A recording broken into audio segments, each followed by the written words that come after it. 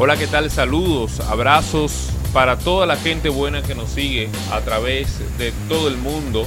Un saludo de parte de todo nuestro equipo Mundo Marketing y de nuestros colaboradores. Hoy ustedes van a escuchar en la parte de audio nuestro libro Primer Paso para Hablar en Público. Michael Cleto tiene el placer de saludarles. Soy de origen dominicano, preparado en el área de la comunicación.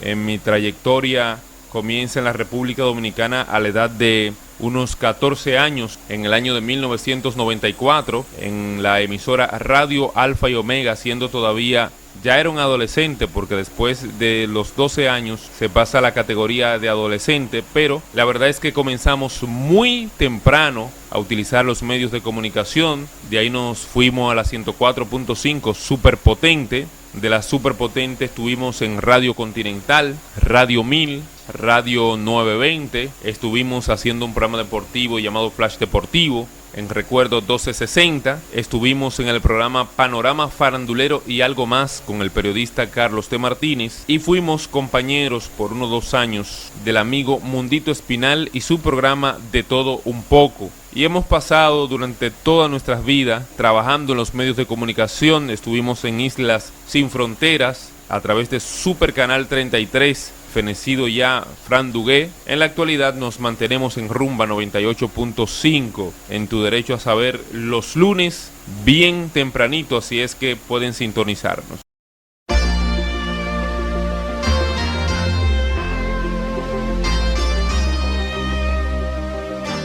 ¿Qué nos lleva a nosotros a escribir el libro Primer Paso para Hablar en Público? Este libro ustedes pueden buscarlo en sus distintas versiones, en su versión impresa como en su versión de audio. Lo que nos lleva a esta decisión es que hemos visto no solo a profesionales, sino que nos hemos dado cuenta que la mayoría de las personas tienen una necesidad poderosa de hablar en público.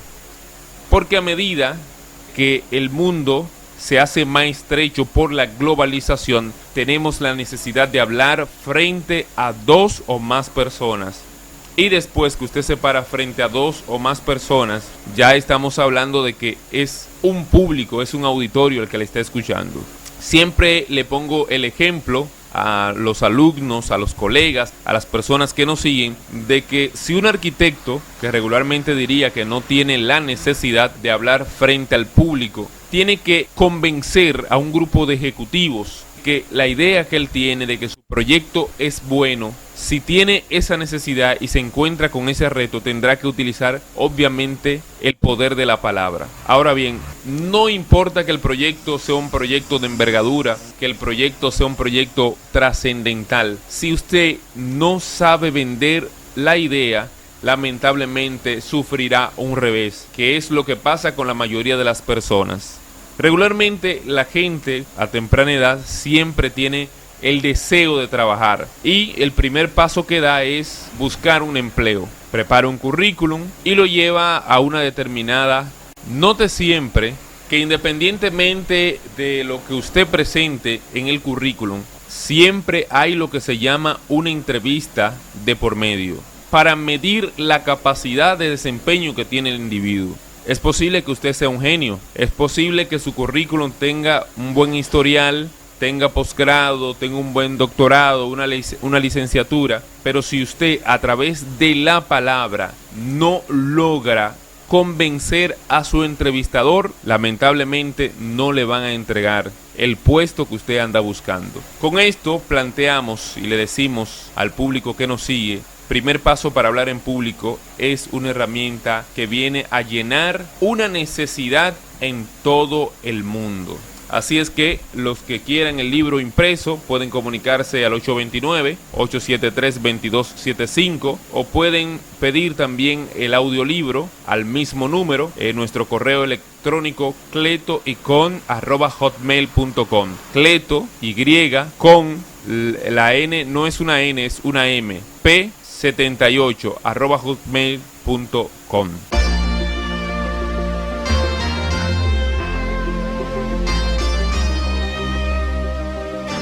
Bien, en la introducción de este libro tenemos tres temas básicos y fundamentales que entendemos que son la base necesaria para hablar en público. Existe lo que llamamos fluidez, entonación y dicción. Para iniciar este tema es necesario definir las frases que encabezan estos temas. Número 1, fluidez. Según el diccionario de la Real Academia de la Lengua Española, fluidez es la circulación de algo sin que esto sufra algún atasco. El punto número 2 es dicción. La dicción es definida como la manera de hablar o escribir. En nuestro caso es la manera de hablar, que es la pronunciación. Tenemos el tercer punto, que es la entonación. Entonación es dar el tono debido a algo. Después que usted maneje el concepto de estos tres términos, podemos decir que usted comienza a adquirir la base para hablar en público. Muchas personas tienen el deseo y en ocasiones la obligación de pararse en público o decir tal o cual cosa. Pero son muchos los obstáculos que se encuentran en el camino y muchas las frustraciones que se suman a estos intentos, sobre todo cuando se ha quedado de feo. Conozco personas que una mala actuación en público lo han marcado para siempre. Sin embargo, en este libro queremos animarle a que lo vuelva a intentar. Este libro posee grandiosas técnicas para que usted pueda dominar el maravilloso arte de hablar. Y no solo eso, estas técnicas pueden servirle para la universidad, trabajo, profesión y la vida diaria. Ponga mucha atención porque este es el libro de mayor provecho que usted haya leído o escuchado jamás.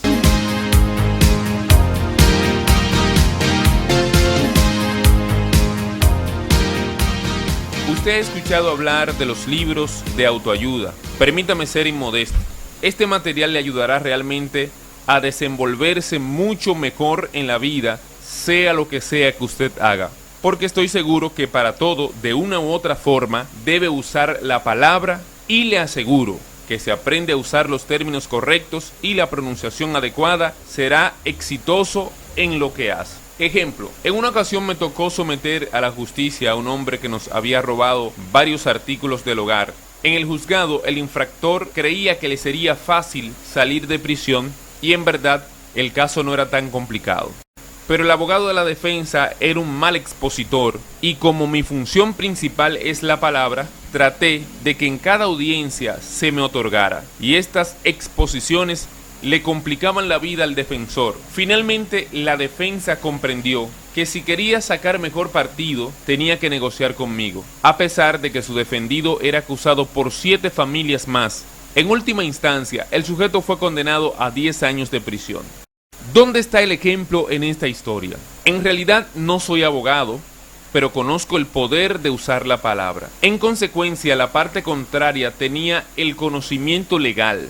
Sin embargo, descubrí que era flojo al exponer los hechos. Un título, un mal expositor. Este hombre, si no resuelve su problema, no dejará de ser un simple picapleitos. Nunca llegará a ser un abogado de prestigio. A menudo la gente me pregunta cómo es que puedo crear ideas y venderlas a personas que nunca he visto y que no necesitan mi idea para seguir viviendo. La clave está en mi capacidad de usar la palabra. Quizás la idea no es la mejor, pero en el momento que la expongo parece el paraíso. Esta herramienta es la que necesitan vendedores, publicistas, conferencistas, abogados, ingenieros, arquitectos, médicos, profesores, pastores, predicadores y todo el que necesita hablar. Muchos caminan por la vida pensando de manera equivocada que este tipo de literatura no tiene que ver con ellos. Pero si preguntamos, ¿cuántos han asistido a una entrevista de trabajo? La mayoría levantaría las manos. Mi consejo es, analice qué pensó quien le entrevistó en aquel trabajo al que nunca le llamaron. Si lo hace, encontrará que su fracaso estuvo en no saber plantear los hechos. Eso sucede a la mayoría. Haga usted la diferencia. En la introducción hablamos sobre la dicción, fluidez y entonación, que son los principales aspectos que veremos en este trayecto. Y antes de profundizar, no crea que este material es para aprender a hablar bonito, porque si así fuera, perderíamos todos el tiempo. Hay quienes hablan bonito, pero no influyen en la gente. Usando otro término, no conectan con su interlocutor. Esto no quiere decir que usted no aprenderá a hablar correctamente y con estilo. Lo que queremos decir es que el enfoque sobrepasa esas expectativas. Hablar en público le genera pavor a algunas personas y no hay manera de controlarse. Hay quienes se ponen tan nerviosos que podrían tener un paro cardíaco. ¿A qué se debe? Se debe principalmente a que la gente comienza a preocuparse por la pronunciación correcta de las palabras. Fíjese en personas que no han practicado nunca la pronunciación de un monosílabo. Ponen las S donde no es correcto. Otros la colocan en todas partes, por si las moscas, para que falte, que sobre. Algunos son más astutos y no ponen ninguna. Vamos al paso 1.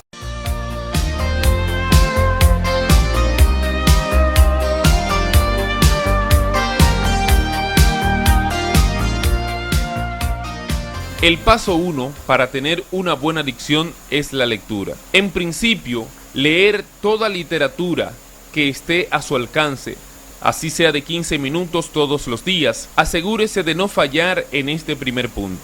El paso 2 constituye leer muy lento y observando con tranquilidad las letras y pronunciándolas de forma tal que suenen por monosílabos, como si no supiésemos leer. No se preocupe por la velocidad. La lectura debe parecer que masticamos las palabras. Es como volver a hablar. Hágalo como si fuera un bebé que balbucea sus primeras palabras. El paso 3. Ponga especial atención en las palabras que tienen X. Por ejemplo, exterior. Deletrearla.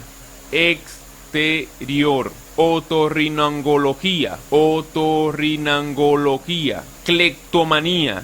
Cleptomanía. Exasperar. Exasperar. Endocrinólogo. Endocrinólogo. Extorsión. Extorsión. Psicólogo. Psicólogo. Todas las palabras intercaladas. Téngase paciencia usted mismo, pues desesperarse sería fracasar. Aprenda a pronunciar según lea, porque usted podría caer en la trampa de la lectura mental. Esta consiste en leer las primeras 3 letras y las demás no las imaginamos. Este es un vicio el cual provoca que usted tenga que repetir lo leído, porque al final se dará cuenta que leía mentalmente. Luego de ver progreso en la pronunciación, el paso 4 es hacer ejercicios de articulación. Estos ejercicios son fáciles y le permiten que la lengua tenga mejor desempeño a la hora de pronunciar palabras complicadas. Tome un lápiz, especialmente nuevo, colóquelo debajo de la lengua y trate de leer con el mayor tiempo posible. Realice este ejercicio diario y tendrá nuevos resultados. El paso número 5, leer en voz alta, lo suficientemente alta como para que sus vecinos puedan escucharlo. Este ejercicio permite que usted aprenda a escuchar su propia pronunciación y el cerebro identifique cuándo es correcta y cuándo no lo es. De igual manera, este nivel le ayudará a dominar el miedo escénico, porque al hacerlo en voz alta sabrá que lo estarán criticando, pero al no hacer caso a la crítica, comenzará a confiar en usted mismo. La mayoría de la gente teme hablar en público precisamente por lo que dirán de ellas. La palabra confianza es un elemento de vital importancia para ejercer el arte de hablar en público. El paso 6. Grábese a sí mismo con un celular u otro dispositivo. Después de escucharse cuidadosamente de forma autocrítica, corrija sus faltas. Hacerlo responsablemente arrojará resultados que no solo usted notará, también los que lo escuchen. El paso 7. Elija a una persona no solo con la que esté cómodo, sino que posea la capacidad de corregirlo. Practique este ejercicio hasta que sea necesario.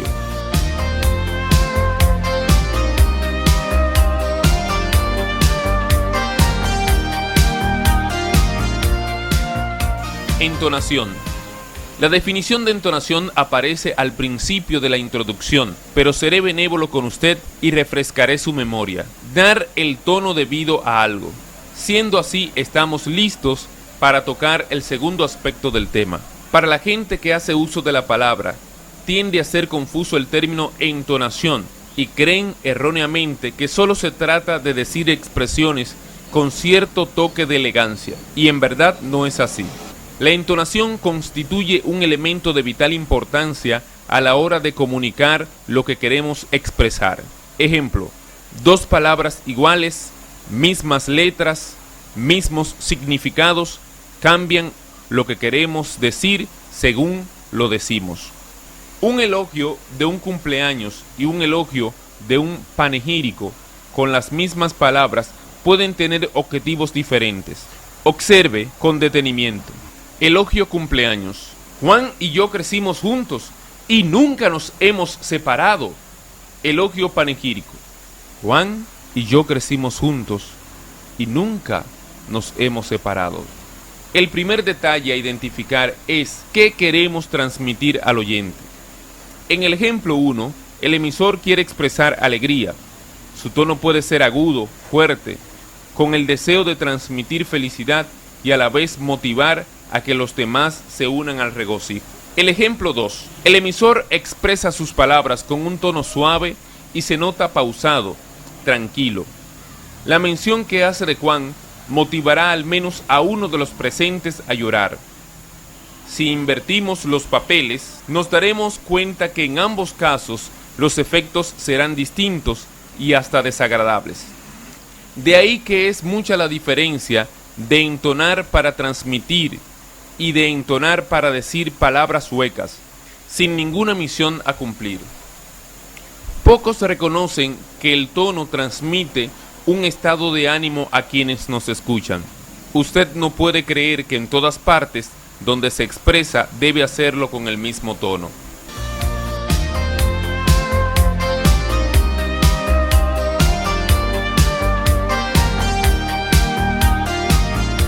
Paso 1. En el discurso, trataremos este tema de una manera superficial, aunque entendemos que es de suma importancia para su intelecto.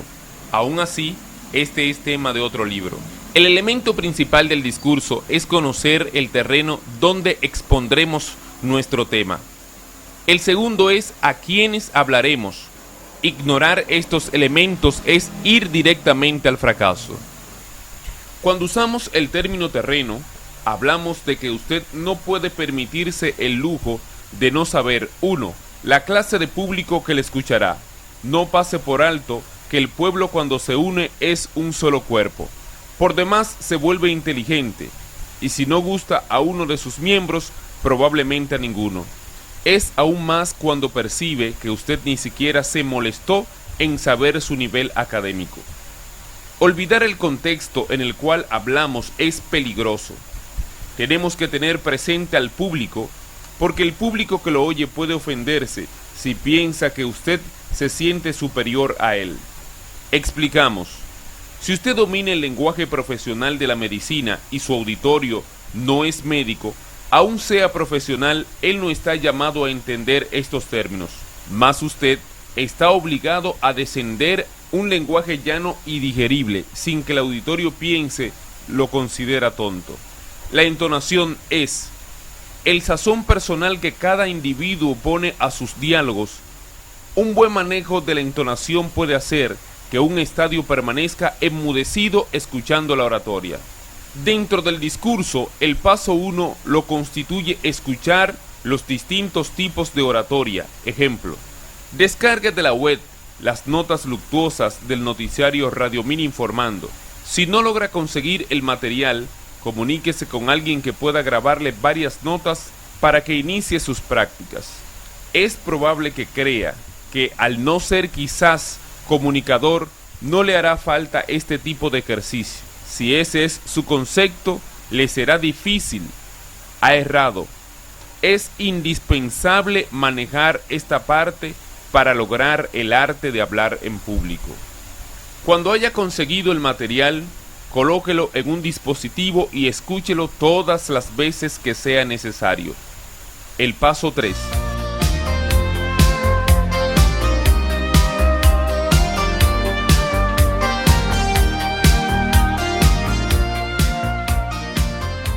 Colóquese frente al espejo mientras lee las notas luctuosas. Ello le permitirá fijarse en su propio rostro a la vez que dice el mensaje. Es necesario resaltar que el rostro es un reflejo del estado de ánimo y las palabras deben coincidir, porque si no parecerá un actor de poca monta, quizás un hipócrita, y para cualquier orador es preocupante que el público tenga la percepción de que usted es un hipócrita. Más adelante tratamos cómo usar los gestos en un discurso y la capacidad de ser un buen actor al momento de buscar esa conexión con los oyentes. Dije actor, no falsante. Son dos cosas diferentes y opuestas. El actor es aquel que encarna un personaje, es decir, se mete en la piel de otra persona, sintiendo, pensando y actuando como ella. El falsante es aquel que no siente lo que hace y dice. No olvide, la entonación tiene matices y colores.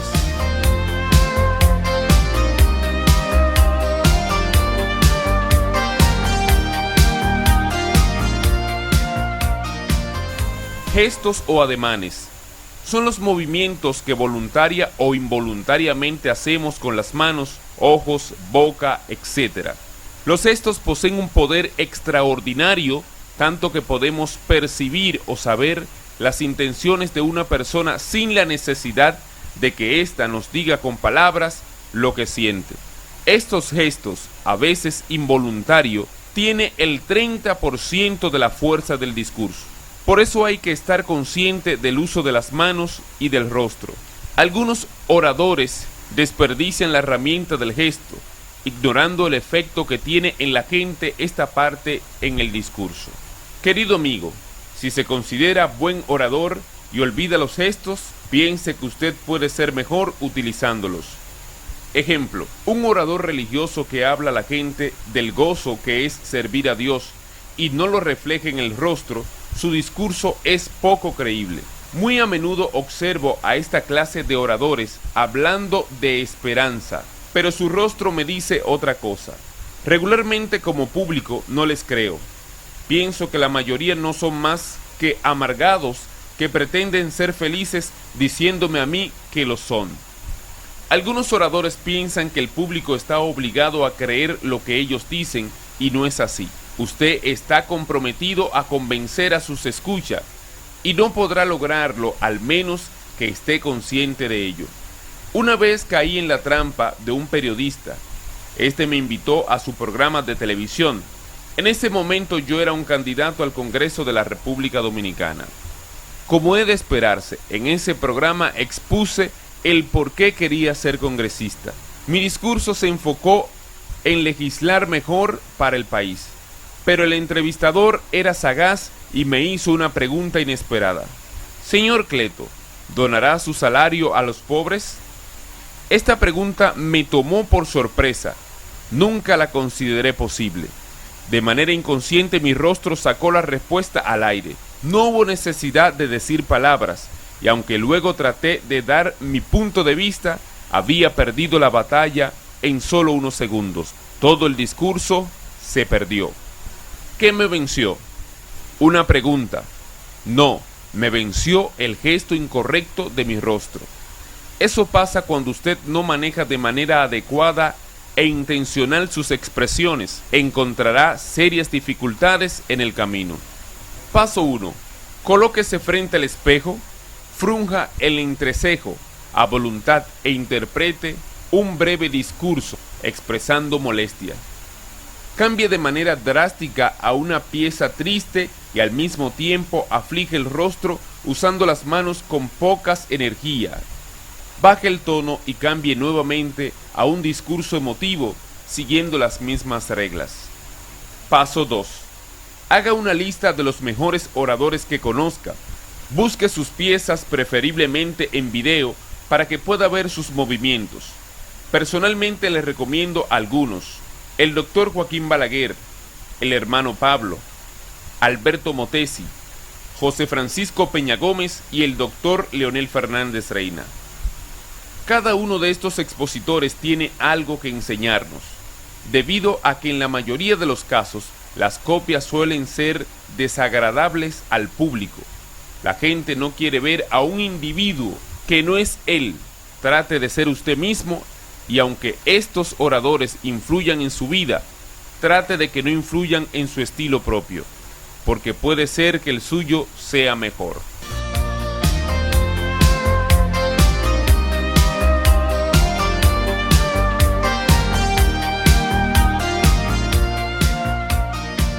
Hechos aislados. En nuestro ejemplo anterior le mencionamos a algunos oradores, entre ellos el doctor José Francisco Peña Gómez, considerado un hombre de una oratoria impecable. He oído llamarlo pico de oro, y en esto estoy de acuerdo. Sin embargo, había en su pieza una debilidad, y era que permitía que hechos aislados contaminaran su discurso. El doctor Peña Gómez era fácil de provocar, y esto no es bueno ni para un debate ni para una conferencia. En el primer caso, si nuestro contrincante es hábil y descubre esta debilidad en nosotros, no importa cuánto de razón tengamos, estaremos perdidos, pues el contrario no necesita exponer su punto de vista para derrotarnos, sino provocarnos durante todo el trayecto. Esa será su misión. Luego de que estemos fuera de sí, ya no tenemos el control remoto y todos sabemos qué eso significa. En una conferencia es igual de peligroso, por la sencilla razón de que no tenemos el control absoluto, porque en muchas ocasiones la gente puede tener oportunidad a preguntar. En estos encuentros hallará quienes con malas intenciones estarán dispuestos a dejarlo en ridículo ante el público. Hay gente que no soporta a un necio que le haga esto, y es donde dan la oportunidad que la gente diga: pensé que él era más inteligente.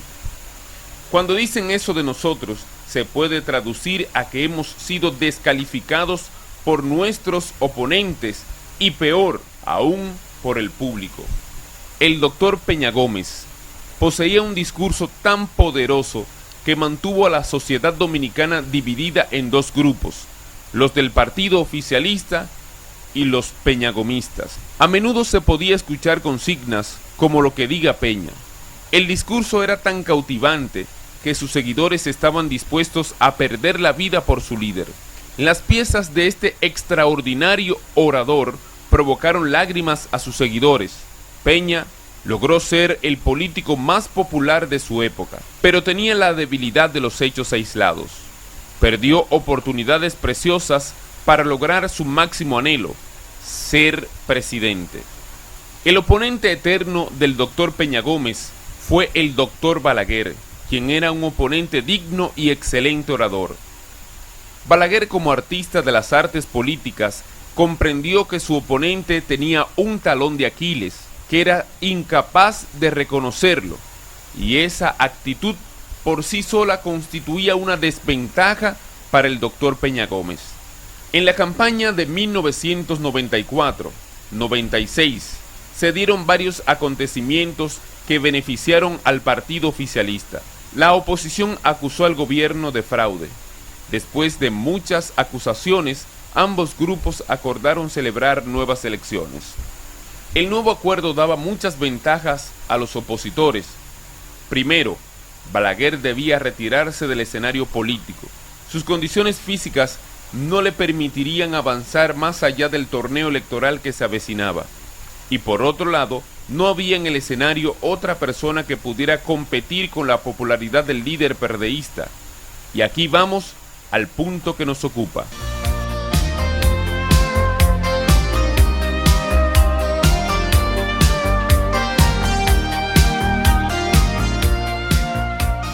El oficialismo buscó una nueva figura y con un discurso diferente. Estos elementos daban más seguridad a los opositores para el torneo electoral siguiente. Pero lamentablemente el doctor Peña Gómez usó unas palabras fuera de contexto. Estos fueron los hechos de un acto público en el que los medios de comunicación estaban presentes. Mientras él daba unas declaraciones, alguien dijo algo en voz alta. Esto molestó aparentemente a Peña Gómez y olvidó el discurso para responderle a la persona que había osado interrumpirlo. En ello perdió el control. Le dijo varias imprecaciones al individuo, además de violar la regla de los gestos. Para cuando el casi presidente de la República Dominicana volvió en sí, había cometido una imprudencia que no era digna de un jefe de Estado. Si bien el hombre demostró su autoridad sobre aquella persona, también envió un mensaje de intolerancia, y esa es una falta que no debe existir en un jefe de Estado.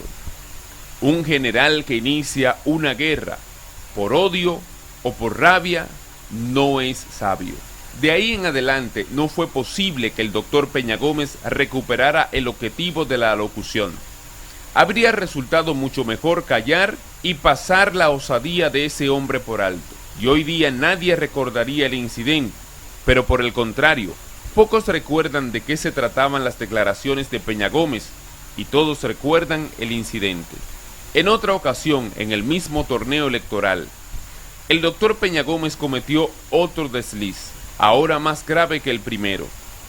El candidato del PRD aparecía en un spot publicitario diciendo las siguientes palabras: porque si me topan, la República Dominicana cogerá fuego por los 4 costados. Estas expresiones de nuevo dejan en evidencia el descontrol al que la oposición había llevado al líder más popular del momento, y a su vez, el propio Peña Gómez mandaba un mensaje al empresariado y a los indecisos, que era incapaz de dominar su ira, y un mandatario no puede darse el lujo de ser considerado iracundo. Si lo hace, muchos sectores se sentirán amenazados indirectamente. ¿Cuál fue la intención real del líder? Permítame aclararle. En este caso no importan las intenciones, sino lo que las personas entiendan de sus declaraciones. Explicamos. Lo que el candidato quiso hacer fue darle a entender a sus opositores que él tenía un gran respaldo popular y que dañarlo constituiría una crisis nacional parecida a la de los años 60, y no que literalmente ordenaría encender el país. Reflexione. ¿Importaron las buenas intenciones del candidato o el mensaje que envió? He visto expositores que no comprenden esto y cometen los mismos errores. Desde entonces, el doctor Peña Gómez inició una caída estrepitosa frente a su oponente. Fíjese que en ningún momento hemos negado la gran capacidad de oratoria de este hombre. Lo hemos considerado un pico de oro, pero nada de eso importa cuando se rompe la regla de los hechos aislados. No permita que hechos y situaciones que no tienen que ver ni suman valor a su exposición lo saquen de contexto. ¿Qué resultados trae mantener los hechos aislados? Vamos a explicar esto con un ejemplo parecido al anterior.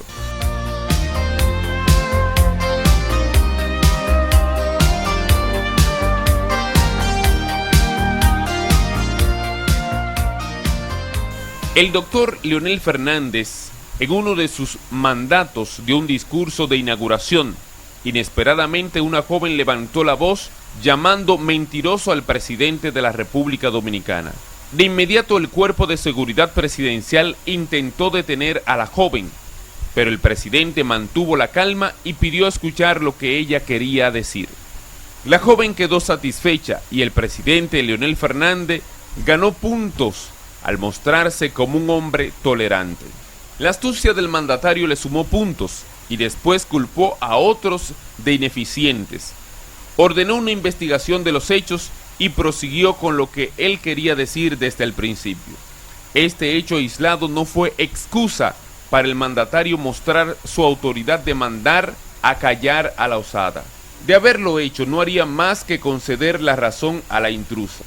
Pero al no impedirle que se expresara, envió no solo un mensaje de tolerancia, sino que como humano estaba sujeto a fallas, y esto de vez en cuando puede beneficiar a una persona pública.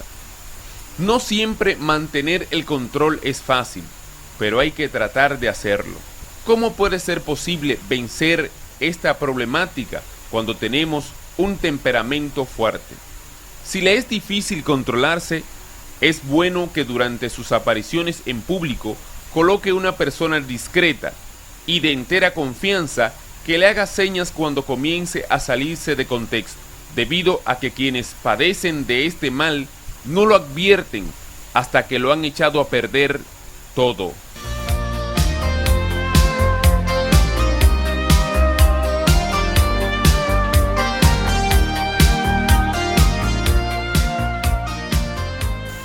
El poder de la palabra. La palabra es el arma más poderosa que puede poseer un ser humano. No es una cualidad, es un don. Don al que pocos comprenden y unos cuantos saben usar. El poder de la palabra no radica en abrir la boca y decir cosas, sino en comprender el impacto que produce lo que decimos.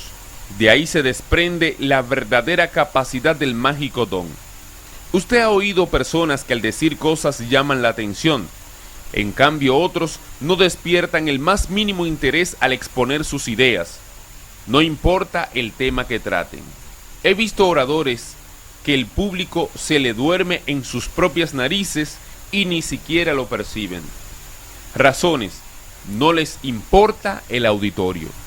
Creen que todos están obligados a escucharlos y por eso hablan y hablan, y mientras más hablan, menos atractivo es lo que dicen. Estas personas no entienden que lo que cuesta mucho pierde el valor cuando abunda demasiado. Un buen orador sabe lo importante que es el tiempo de la gente. Si usted no logra comprender eso, su mala fama se extenderá y muy pronto, y cuando la gente se entere que usted participa en un evento, huirá de él.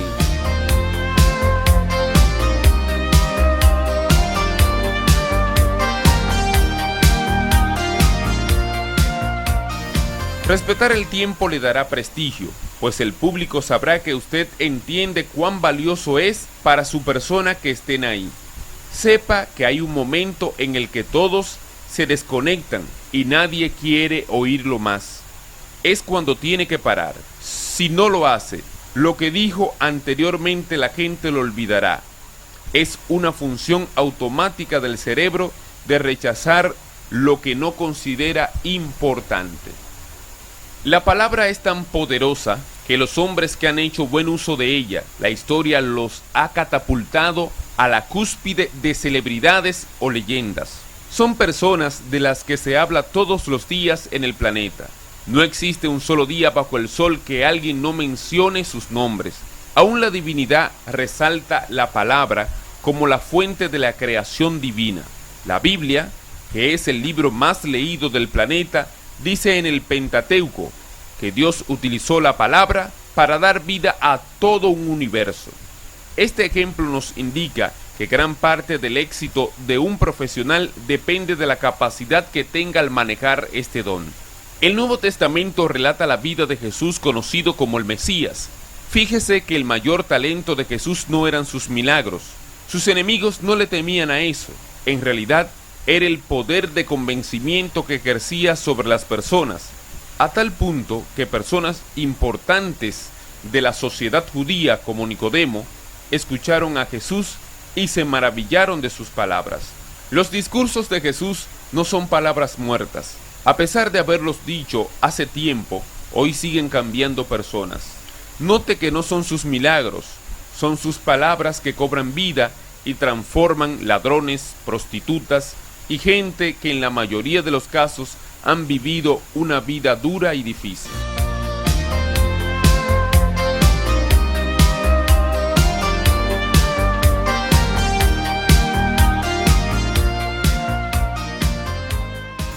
Martin Luther King, un simple pastor de una iglesia bautista, pasó a la historia no en el momento que decidió ser pastor, sino cuando decidió utilizar la palabra para algo importante: abolir las diferencias raciales entre negros y blancos norteamericanos era un reto.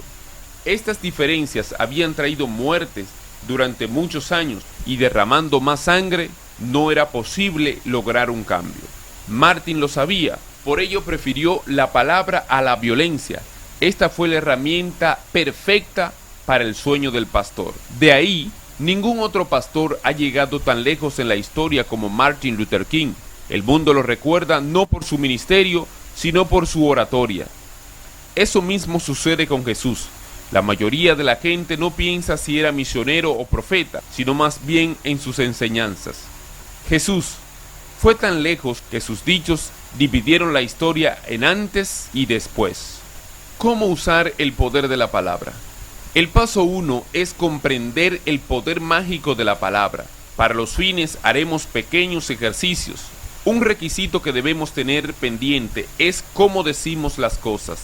Nunca olvide este punto para que el ejercicio sea efectivo. Usted tomará a 2 personas como modelo, sin que ellas se den por enteradas. La persona 1 será alguien que no sienta simpatía hacia usted. Mientras más hostilidad haya entre ustedes, será mucho mejor. Vamos a buscar cuál es la primera actitud que toma cuando se encuentra con esa persona. Esa será la base que usará para su práctica. Como cada caso es diferente, nosotros tomaremos un ejemplo y probablemente no se ajuste al suyo. Usamos el nombre de Tony para la práctica. Cualquier coincidencia con la realidad es simplemente eso, coincidencia.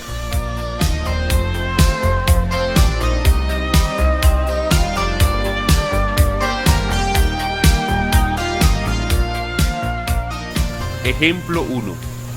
Todos los días bien temprano salgo de casa a tomar un autobús con destino al trabajo. Mientras espero unos 15 minutos, tengo que ver a un señor al que estoy seguro que no le agrado. Pienso que tengo razón, porque me observa de manera extraña. Casi siempre se queda callado cuando le saludo, y las pocas veces que suele responder lo hace entre dientes. Me pregunto, ¿por qué me mira así? Es un tipo odioso y tosco. Le veo siempre vender su café todas las mañanas, siempre igual y nunca mejora. Me pregunto, ¿por qué siempre tiene esa cara tan fea? Todo el tiempo está de mal humor. Lo he observado y a veces me luce que está en el limbo. Esa gente está siempre distraída. Te cuento que el otro día por vez primera y por necesidad tuve que molestar a ese tonto, pues el pasaje para el bus no estaba completo y no tuve otro remedio que molestar a ese señor. No recuerdo su nombre. ¿Me oyes, Esteban? Sí, claro, te escucho. No parece. Bueno, la verdad es que mientras hablas me doy cuenta que no eres un gran vendedor como don Geraldo piensa que eres. Pienso que eres un fraude. A ver, ¿por qué dices eso? Bueno, Tony, sé que vas a argumentar que el mes pasado le dejaste un margen de beneficio a la empresa de don Geraldo de 6 millones de pesos. Sé que muchos dirán que eres un excelente vendedor, pero en verdad no. Al escucharte hablar de ese hombre, no alcanzo a comprender cómo puedes vender 6 millones de pesos para la empresa de don Geraldo y no puedes convencer a un vendedor de café que te preste 50 pesos. ¿Has pensado en ello? Eso dice que puedes ser empleado de otra persona. Sin embargo, no puedes emprender ningún proyecto propio. ¿Sabes por qué?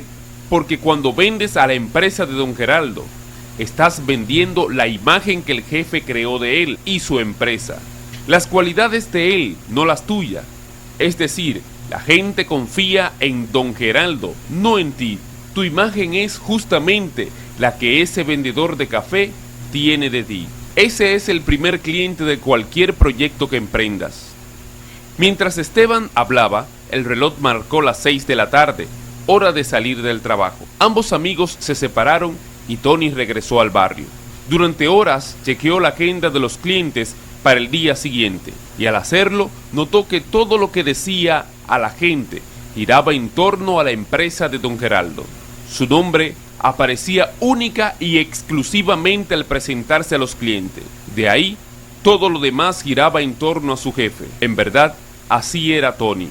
No contaba con ningún prestigio propio, así que ideó un plan para dar el primer paso hacia su visión.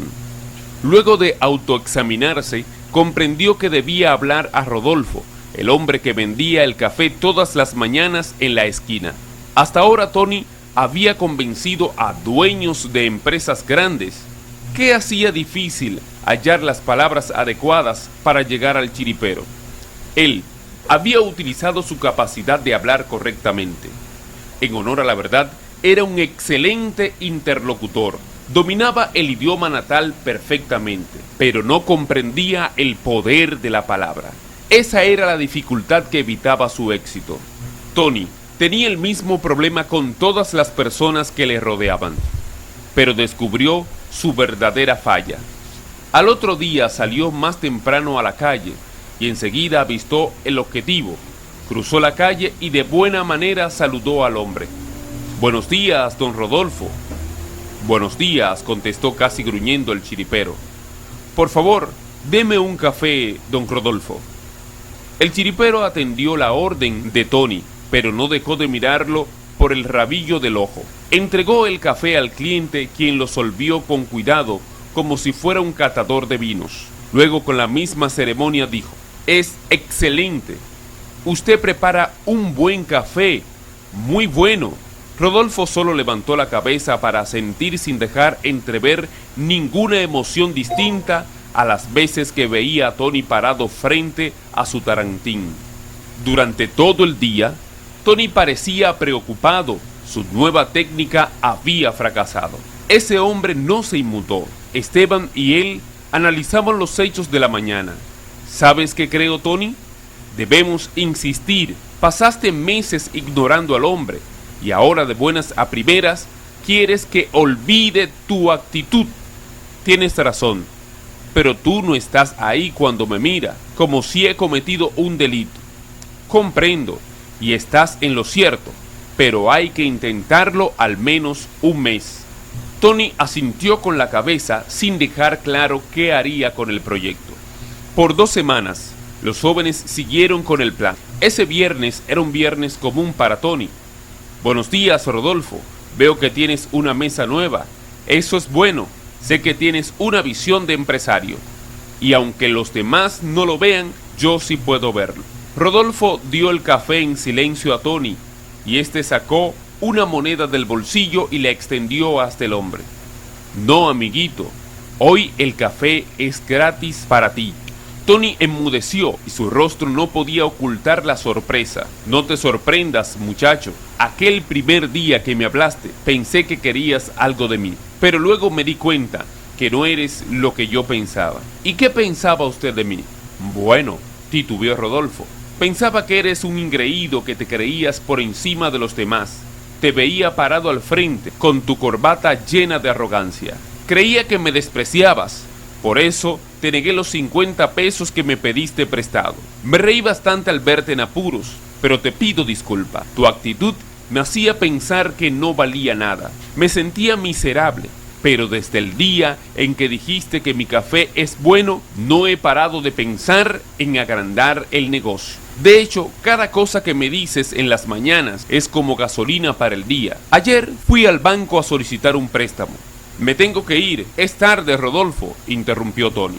Al llegar al trabajo, contó lo sucedido a Esteban, quien se maravilló al oír los resultados. Al siguiente día, Tony acostumbraba a levantarse los fines de semana al mediodía, pero hoy era distinto. Alguien golpeaba a su puerta de manera insistente. Al abrir la puerta, vio a Rodolfo al otro lado del umbral. Tony se restregó los párpados y con voz entrecortada le invitó a pasar. Rodolfo lucía emocionado. «¿Conseguiste el préstamo?»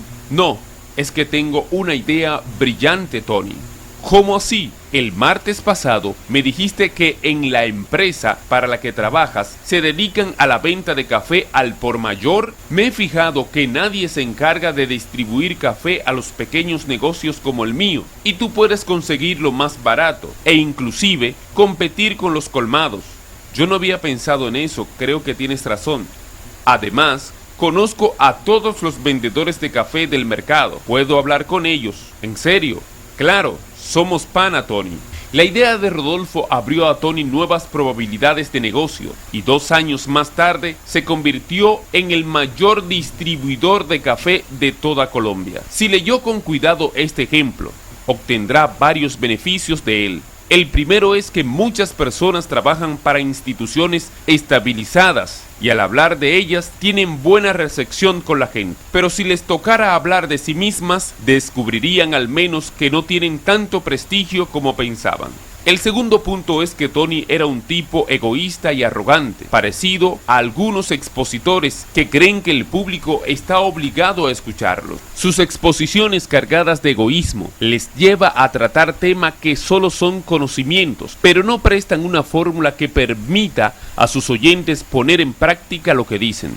Aprenda esto, a la gente no le interesa saber cuánto usted sabe. De hecho, aunque usted no se haya dado cuenta, el público se molesta al oír a un tipo que les estruja en la cara lo que aprendió. Si piensa que estoy equivocado, entonces dígame, ¿por qué la gente paga para aprender? Lo hacen porque entienden que podrán usar sus conocimientos para mejorar sus vidas. Es decir, si lo que usted dice no muestra la fórmula de cómo la gente mejorará, su alocución será simplemente eso, palabras vacías que nunca aportarán algo a sus oyentes. Es lo que yo llamo palabras muertas.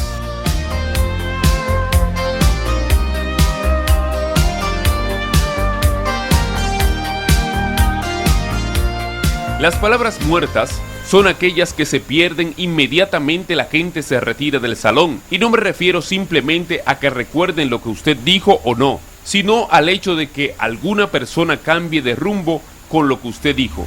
Nótese que tampoco me refiero al hecho de decir a la gente que debe cambiar. Estas son palabras muertas. Si hablamos de palabras muertas es porque existen palabras vivas y son aquellas que provocan una profunda meditación en quienes las escuchan.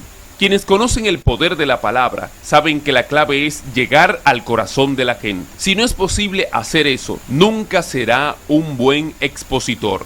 El corazón es una máquina de sentimientos, es donde el ser humano maneja sus emociones. Nótese que Jesús siempre trabajó el corazón de las personas y ahí radicó su éxito, tanto que 2 milenios más tarde sus palabras se mantienen vivas. Cuando le toque hacer una exposición, vaya directo al corazón. Fue lo que hizo Tony con el vendedor de café. Consejo: cuando se ponga de pie frente al público, hágalo para cambiar la vida de alguien, no para mostrar cuánto sabe usted.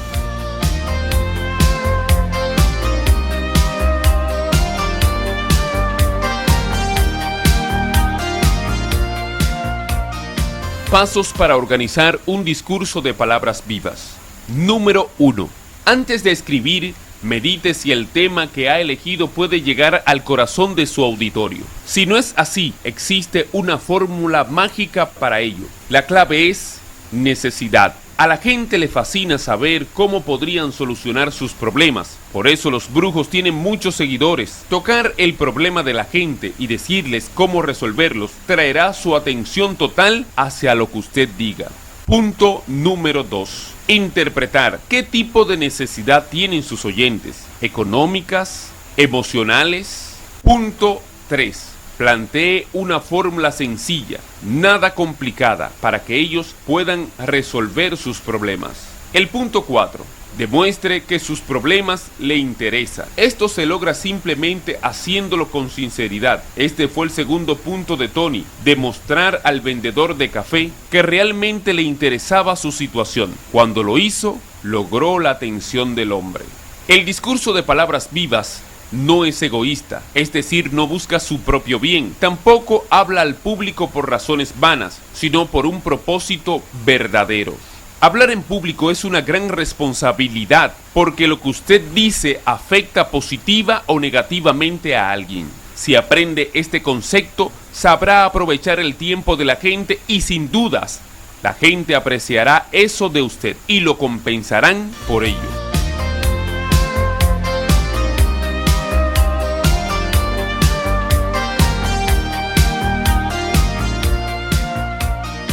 El ejemplo número 2 da continuidad al tema de cómo usar la palabra. Recuerde que vimos el ejemplo número 1 con la anécdota de Tony y el vendedor de café. Este es totalmente opuesto al anterior. Este ejemplo es solo una ilustración. Cualquier coincidencia con la realidad es solo eso, una simple coincidencia. George es un conferencista de una multinacional que se dedica a las ventas de productos de salud, cuya forma de negocio es de multinivel. El trabajo de George consiste en convencer al público que vendiendo estos productos alcanzarán lo que ellos llaman la libertad financiera. George cuenta con un doctorado en medicina y un posgrado en ciencias naturales. Para sus exposiciones se basa en testimonios y ejemplos de otros socios. La fama de este profesional de la medicina es conocida dentro de la organización multinivel. El 4 de agosto de 1994, George dictó una conferencia en la ciudad de Cartagena, Colombia, en el Hotel Palace, Salón Diamante. Un auditorio repleto de soñadores esperaba al conocido hombre. Después de media hora de espera, finalmente fue presentado a la sala George Estrella, conferencista de Solo International. George vestía un smoking negro con un sombrero de fieltro fabricado en Ecuador. Su estilo parecía más inglés que latino. Había aprendido la costumbre de su padrastro, quien en verdad sí era de raza inglesa. Como si se tratase de un desfile de príncipes, llegó hasta el podio, abrió un folder y al ponerlo delante de sí, levantó la cabeza y miró al público al tiempo que dijo: sé que todos ustedes vienen aquí porque tienen la ilusión de que sus vidas van a cambiar. Sé que esperan que le cuente una mágica historia que los motive a conseguir el tesoro soñado. También entiendo que la compañía espera que alimente sus sueños para ellos poder vender más y hacerse más ricos. En verdad, este es mi trabajo y para esto me pagan un lujoso sueldo. Pero en realidad me pregunto, ¿cuál será el legado que dejaré a mis hijos? Si mis hijos asisten a buenos colegios porque ustedes lo pagan con mucho esfuerzo, vendiendo potecitos y pastillas que al final solo les dejan cansancio y sudor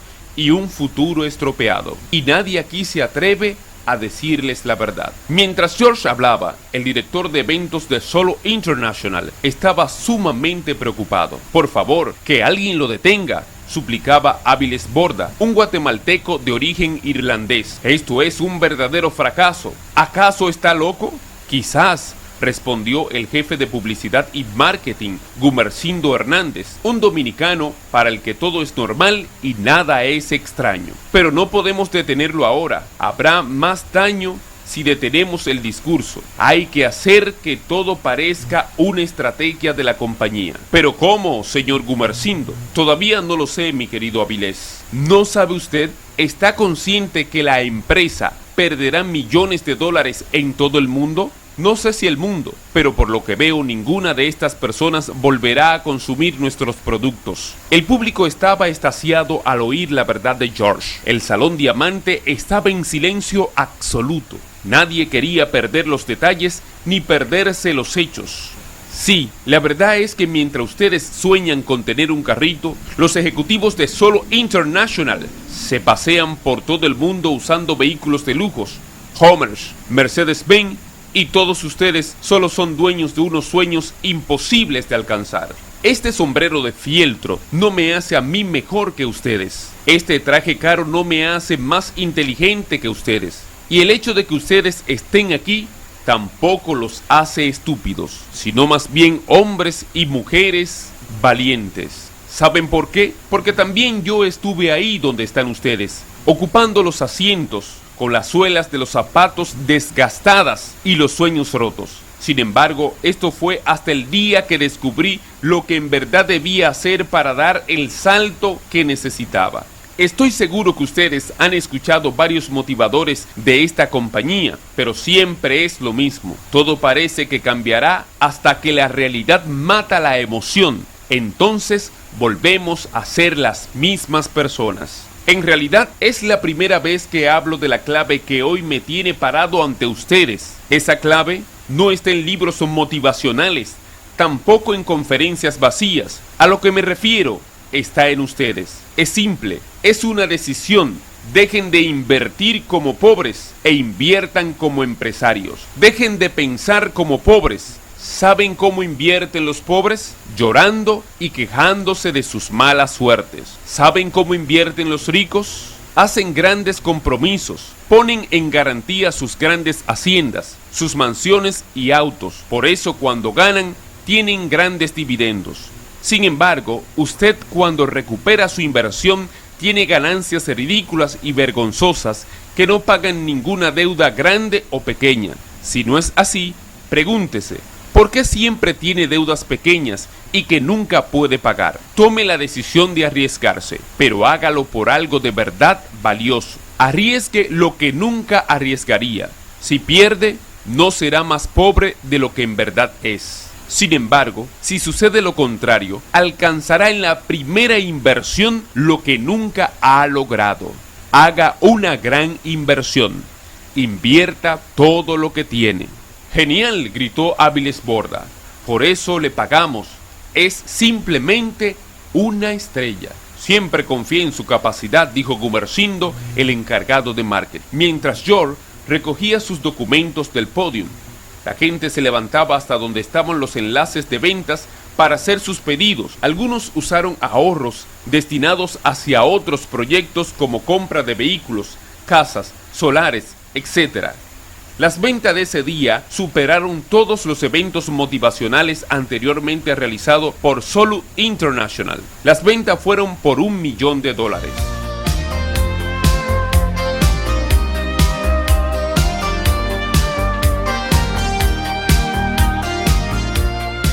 Hagamos una radiografía al discurso de George. Note que todos esperaban un discurso que les dijera: aquí tenemos los mejores productos, salga, venda y hágase rico. Pero George sabía que esas palabras son muertas. Muertas porque no mostraba un cambio real a la audiencia.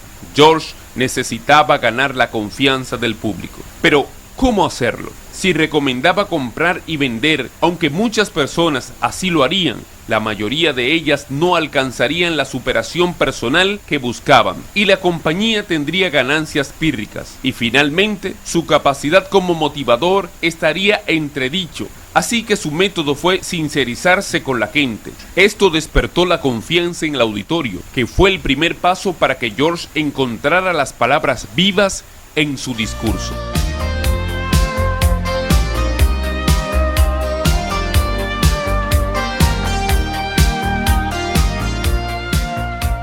Confianza es lo que la raza humana desea encontrar en otros y que ella misma no desea inspirar. La confianza es un tesoro y como cualquier tesoro es difícil de hallar. Por ello, quienes son capaces de proporcionarla están un paso delante, no importa cuál sea su oficio. Hasta en el bajo mundo existe un grado de confianza que deben inspirar los líderes de organizaciones criminales a sus súbditos. El orador debe ser capaz de comprender que su mensaje tiene que inspirar confianza. En todo, en el sistema de bolsa de valores, las acciones que no inspiran confianza se desploman. Lo mismo sucede con los bancos financieros. Cuando dejan de inspirar confianza, su quiebra es inminente. Cuando el público confía en lo que decimos, nos deja las puertas de su corazón abiertas. Igualdad.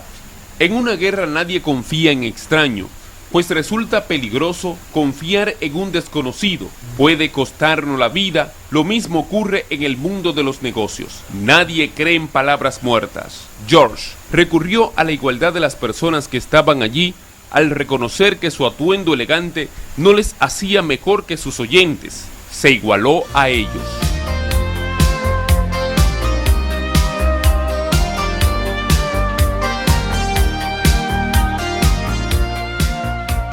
Corazón es el motor de cualquier ser vivo.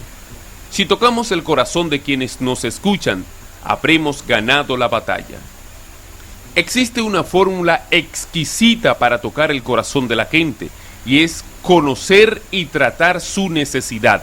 Hay un viejo refrán que dice: un hombre por su mejoría, hasta su casa dejaría. Este refrán nos indica de lo que sería capaz la gente por una vida más cómoda. Note que el público estaba atento no porque George hablara de lo costoso de su traje, ni su sombrero de fieltro, sino de la necesidad de ellos de hallar la llave de la felicidad.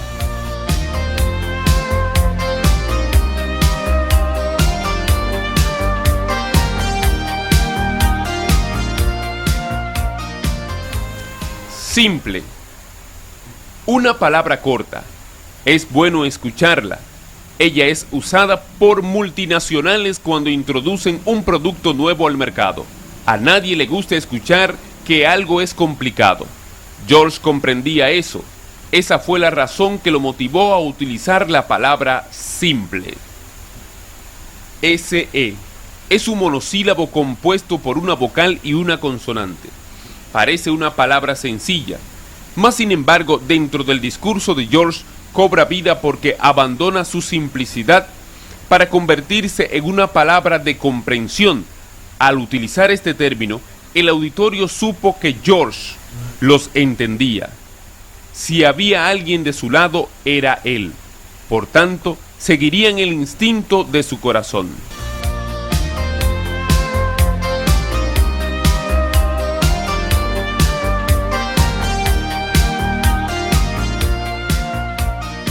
Inspiración. El uso de las palabras, hombres y mujeres valientes, constituyó el combustible de la inspiración, elemento vital para lograr hazañas. Todo arte depende de la inspiración, desde Pablo Picasso hasta Neruda, desde Miguel Ángel Saavedra hasta Pavarotti. Si en ellos la inspiración halló el más alto concepto, en la palabra no es menos.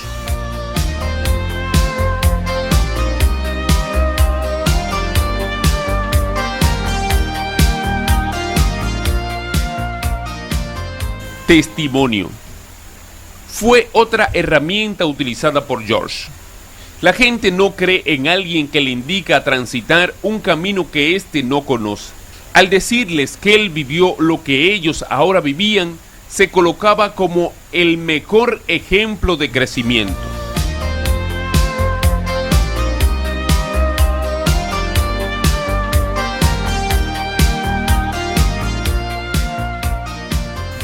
Solución. George halló en esta herramienta el rendimiento total del auditorio. Fíjese bien que la palabra que utiliza es descubrir, que puede definirse como encontrar una salida.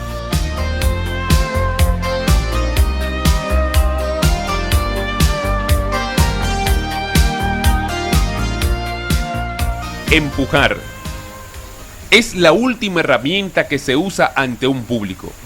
George empujó a sus oyentes a usar la palabra